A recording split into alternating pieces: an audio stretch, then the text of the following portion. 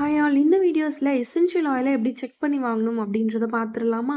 நீங்கள் essential oil வாங்குறீங்க அப்படின்னா அந்த பாட்டிலில் ஷேக் பண்ணுங்கள்.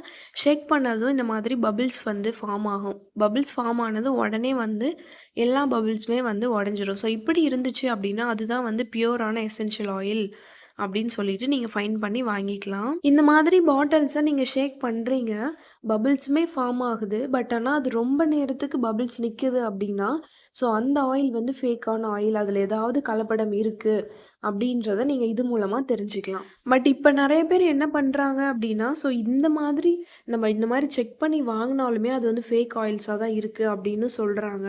ஸோ அதனால் நீங்கள் ஆயில் வாங்குறீங்கன்னா ஃபஸ்ட்டு அதனோட ஸ்மெல் செக் பண்ணுங்கள். ஸ்மெல்லுமே கரெக்டாக இருந்துச்சு அப்படின்னா நீங்கள் வந்து பேஸ்ட்டில் மிக்ஸ் பண்ணி கலரை வந்து செக் பண்ணி பாருங்கள். ஸோ இந்த மாதிரி செக் பண்ணி பார்த்து கூட நீங்கள் ஆயில்ஸை வந்து வாங்கிக்கலாம்.